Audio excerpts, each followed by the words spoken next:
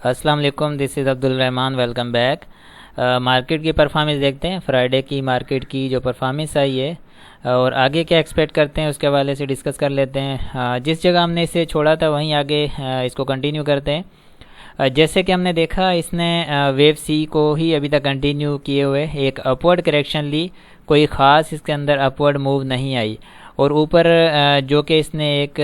Doji type کی red candle بنائی جو کہ ایک نان ڈیسیژنیبل کینڈل کہلاتی ہے۔ اس کے اوپر کوئی ڈیسیجن نہیں لیا جا سکتا، نہ تو یہ اپ سائڈ اینڈ نہ ہی یہ ڈاؤن سائڈ کلیئر کر رہی تھی، لیکن اس کے بعد جو آنے والا دن ہوتا ہے اس کی پرفارمنس جو آتی ہے وہ مزید کلیئر کر دیتی ہے کہ اس کی جو اوور آل پرفارمنس آ رہی ہے وہ کیا کہہ رہی ہے۔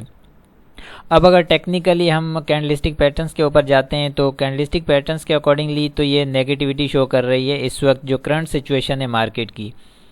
اب ہمیں یہاں پر کیا کرنا چاہیے، ہمیں یہ کرنا ہے کہ فریش انٹری نہیں ہونی چاہیے جب تک کہ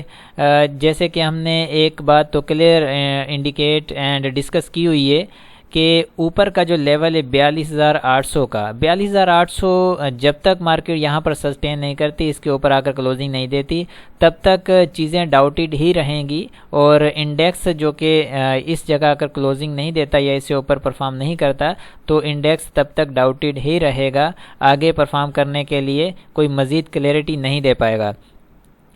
ہم نے سپورٹ اینڈ ریزسٹنس کو لے کر جس طرح ہم چل رہے تھے کہ اس کا جو لو بن رہا تھا وہ تقریباً 42,350 کا تھا، کہ اس لو سے نیچے مارکیٹ آ کر کلوزنگ دیتی ہے تو فریش انٹری سے گریز کرنا چاہیے، فریش انٹری نہیں ہونی چاہیے، اینڈ جن کی ہولڈنگس ہیں وہ ہولڈ رکھیں گے جب تک کہ مارکیٹ 38.2 کے لیول کو نیچے بریک نہیں کرتی، تب تک جو فریش انٹریز ہیں جو ہوئی ہیں آلریڈی، جو بائنگ ہوئی ہے تو تب تک وہ محفوظ ہے جب تک 42,200 سے مارکیٹ نیچے نہیں آتی۔ 42,200 سے آتی ہے نیچے تو 50% کی طرف بڑھے گی، اور 50% کی طرف بڑھتی ہے تو مزید پھر مارکیٹ پوری کو انالائز کیا جائے گا، ہر سیکٹر کو دیکھا جائے گا، ہر انڈیویڈول اسکرپٹس کی پرفارمنس کو دیکھا جائے گا کہ وہ کیا پرفارم کرنا چاہ رہے ہیں۔ اور آج ہم نے دیکھا کہ انڈیکس ابھی تقریباً اوپر ہے، اس نے جو لو لگایا انڈیکس نے 41,828 کا لگایا ویو سی کا ابھی تک، تو اسی میں ابھی کنٹینیو ہے، لیکن ابھی اس وقت انڈیکس 42,000 بلکہ انڈیکس کی کلوزنگ ہے 42,309، ٹھیک ہے، 41,828 کا لو ہے۔ اٹ مینس کہ تقریباً 500 پوائنٹ سے زیادہ، 550 پوائنٹ اوپر ہے انڈیکس، لیکن 10 ایسے 10 نہیں بلکہ 10 سے تھوڑے کم میں اسکرپٹ جو کہ اس 50% کی کلوزنگ جو ہے، 50% کی کریکشن جو ہے اس سے نیچے آ چکے ہیں، تو یہ ایک انڈیکیشن جو ہے یہ ٹھیک نہیں ہے۔ بہرحال آگے چیزیں چینج ہو جاتی ہیں، ڈیلی بیس پر مارکیٹ میں چیزیں چینج ہو رہی ہیں، کیونکہ ابھی تک مارکیٹ بلش اسٹارٹ میں ہی کھڑی ہے، اور چیزیں جس طرح سے نظر آ رہی ہیں، جو مارکیٹ کی پرفارمنس آ رہی ہے وہ یہ نہیں بتا رہی کہ مارکیٹ ابھی کسی مندی میں جا رہی ہے، فی الحال پازیٹیوٹی کی ہی سائن ہے، اور مارکیٹ پازیٹیو کے طرف ہی بڑھنے کا اشارہ دے رہی ہے۔ آپ سیمنٹ سیکٹر کو دیکھیں، آج بھی سیمنٹ، بلکہ فرائیڈے کی جو پرفارمنس ہے اس میں سیمنٹ سیکٹر میں چراغ سیمنٹ نے مزید نیا ہائی دیا ہے، لکی سیمنٹ نے اچھا پرفارم کیا، اسی طرح سے اور بہت سارے اسکرپٹس ہیں جو کہ سسٹین ہیں ابھی بھی، اور ان میں کوئی ایسی مندی والی بات نظر نہیں آ رہی، لیکن سوال یہاں پیدا یہ ہوتا ہے کہ کیا مندی یہاں پر ورڈ نہیں یوز کر سکتے، کیا کریکشن مزید آگے کنٹینیو کرے گی، اس کی کیا انڈیکیشن ہو سکتی ہے؟ اس کی یہ انڈیکیشن ہے جو اسکرپٹ ابھی اپنے ہائیز کے اوپر ٹریڈ کر رہے ہیں اور ان میں کریکشن آ جاتی ہے، جیسے کہ سیمنٹ سیکٹر ہے، اس کے ساتھ ٹیکنالوجی ہے، اور اس کے علاوہ مزید اور بھی کچھ سیکٹر ہیں جو کہ اچھی پرفارمنس دیتے رہیں، وہ اگر کریکشن میں آ جاتے ہیں تو پھر یہ انڈیکس بھی مزید کریکشن میں آ سکتا ہے، کیونکہ جو اس وقت بہاؤ ہے انڈیویڈول سیکٹر یا اسکرپٹس کا وہ ابھی تک سسٹینڈ ہے اور سسٹینیبل نظر آ رہا ہے، لیکن جیسے ہی وہ ہائیز پر ٹریڈ کر رہے ہیں ڈیفینیٹلی ان میں بھی کریکشن آئے گی، جب وہ کریکشن آئے گی تو ڈیفینیٹلی ہم انڈیکس میں پریشر دیکھیں گے۔ تو یہ ہے کہ ابھی تک یہ ہے کہ احتیاط سے کام کرنا چاہیے اور فریش انٹری سے تھوڑا گریز کرنا چاہیے، جو پہلے سے انٹریز بائنگ ہیں تو انہیں آپ محفوظ رکھیں، جیسے ہی ان بائنگ کے آس پاس کے رینج باؤنڈ یا پھر بریک ایون کے ریٹ آتے ہیں تو کوشش کریں کہ ایگزٹ ہونا چاہیے. فریش انٹریز کی بات کر رہا ہوں, ڈیلیوریز والے نہیں, ڈیلیوریز وہ ہولڈ ہی ہوں گی کیونکہ آگے جو چیزیں ہیں وہ کافی حد تک بہتر بھی ہیں, لیکن جو اس وقت جو پاکستان ہمارا ملک اس وقت جس جو کہ آزمائش کا سامنا کر رہا ہے وہ بہت زیادہ پرابلم جو کہ کریٹ کر رہی ہے. جیسے کہ ہم تقریباً جو آئیڈیا آ رہا ہے, جو ایک سروے ہے اس کے مطابق یہ چیزیں سامنے آ رہی ہیں کہ تقریباً قریب کو $20 ارب کا لاس یا نقصان پاکستان کو اس آزمائش میں اٹھانا پڑا ہے, اور یہ ایک بہت بڑا جو کہ ایک نقصان ہے جس کے کور کرتے کرتے ایک عرصہ لگ جائے گا. اور آئی ایم ایف کی ایگزامپل ہمارے سامنے ہے کہ $1 ارب $16 کروڑ کے لیے جو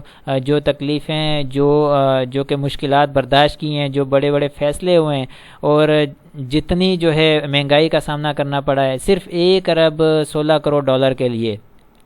اس کے اگینسٹ آپ دیکھیں کہ $20 ارب کا نقصان ہو چکا ہے. تو یہ بہت بڑا مارجن ہے, بہت بڑا گیپ والا مارجن ہے. تو اسے فل کرتے کرتے ایک بڑا عرصہ لگ سکتا ہے, آگے مشکلات کا سامنا کرنا پڑ سکتا ہے. اب دیکھیں کہ پورے ملک میں لاکھوں ایکڑ زمین جو ہے وہ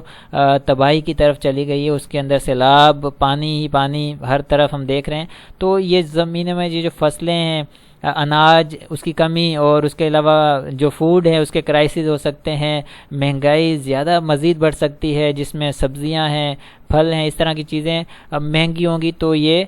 بہت زیادہ پرابلم کا شکار جو کہ ہو سکتے ہیں, اس سے بہت زیادہ مسائل کا سامنا کرنا پڑ سکتا ہے. یہ ساری چیزیں آگے آ رہی ہیں, ان کو کاؤنٹ ضرور کیا جائے گا اس وقت کے لیے, کیونکہ کوئی چھوٹا موٹا کوئی معاملہ نہیں ہے کہ چلیں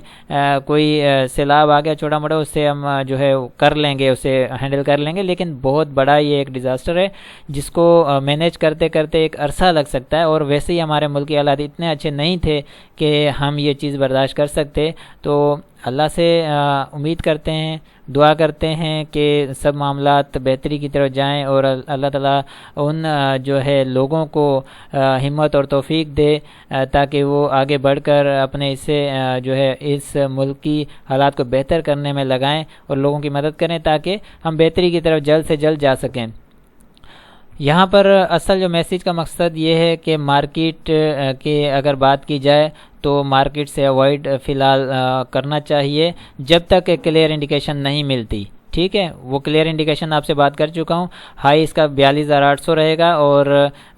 ریزسٹنس کی بات کر رہا ہوں, سپورٹ اس کی 42,080. ٹھیک ہے, 42,070 یا 80 کا آپ نیچے سپورٹ لیول بنائیں کہ اس سے نیچے مارکیٹ مزید جاتی ہے تو بالکل ہی اوائڈ کرنا چاہیے, تھوڑا ویٹ کر لینا چاہیے, وہ زیادہ بہتر ہے. والیوم کی بات کریں تو لو والیوم کے ساتھ مارکیٹ نیچے آ رہی ہے, اور RSI ڈاؤن سائڈ کنٹینیو کر رہا ہے. اسی طرح سے اگر ڈیٹا کمپیریزن رپورٹ کو دیکھتے ہیں تو ڈیٹا کمپیریزن رپورٹ میں ابھی تک سیمنٹ سیکٹر کافی سٹرونگ کھڑا ہے. تو یہ جو سٹرونگ کھڑا ہے نا, یہ جب کریکشن میں آئے گا تو یہ پراپر کریکشن بھی لے گا. اور اسی طرح سے انجینئرنگ سیکٹر ہے, یہ بھی ابھی تک فی الحال پازیٹیو ہی چل رہا ہے, بلکہ نیگیٹو ہے, سوری آج کا سیمنٹ سیکٹر نیگیٹو ہے لیکن سٹرونگ کھڑا ہے. ٹھیک ہے نا, آج کی جو سیمنٹ سیکٹر کی جو پرفارمنس ہے وہ کافی حد تک مطمئن ہم ہو سکتے ہیں اس سے کہ ابھی تک کوئی ایسی خرابی نہیں ہے, لیکن نیگیٹو کلوز ہوا ہے. اٹ مینس کہ کچھ چند پیسے یا بڑا شیئر ہے تو تھوڑے سے روپے نیچے, اگر چھوٹا شیئر ہے تو وہ چند پیسے نیچے, اس طرح سے کلوزنگ آئی ہے, اس وجہ سے نیگیٹو کلوزنگ نظر آ رہی ہے. انجینئرنگ سیکٹر بھی نیگیٹو کلوز, آٹو سیکٹر